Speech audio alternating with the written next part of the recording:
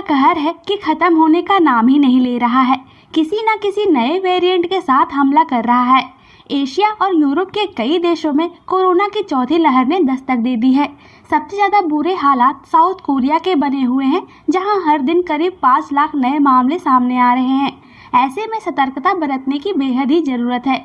इस बार सबसे ज्यादा तबाही ओमिक्रॉन का सब वेरिएंट BA.2 मचा रहा है।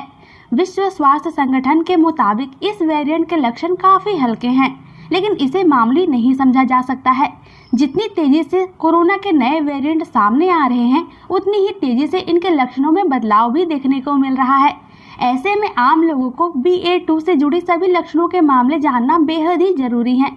पुराने लक्षणों में सांस लेने में तकलीफ, जुकाम, बुखार, शरीर के तापमान में उतार चढ़ाव आदि शामिल थे, लेकिन इस बार एक्सपर्ट्स का कहना है इस बार मरीजों में पेट से जुड़े लक्षण ज्यादा देखे जा रहे हैं। हालांकि कोरोना हर किसी को अलग अलग तरह से प्रभावित करता है। कोरोना के लक्षण और उनके होने का क्रम एक व्यक्ति से दूसरे व्यक्ति में काफी अलग होता है। एक स्टडी में कहा गया है कि कोरोना वायरस के सबसे पहले आम लक्षण बुखार और थकान है। हालांकि ओमिक्रॉन वेरिएंट के मामले में बहुत से लोग पहले लक्षणों में गले के खराश का अनुभव करते हैं। चलिए जानते हैं इस नए वेरिएंट के क्या क्या लक्षण हैं। बुखार और खांसी हो सकते हैं। डॉक्टर्स ने बताया है कि बुखार के बाद अगला सबसे आम लक्षण खांसी है। सर्दी या फ्लू जैसी बीमारियों की अधिक गीली और बलगम वाली खांसी के मुकाबले कोरोना की वजह से होने वाली खांसी सूखी होती है। कुछ समय के बाद खांसी जटिल हो जाती है और खांसने से गले में जलन और सूजन हो जाती है। दूसरा है मांसपेशियों में दर्द।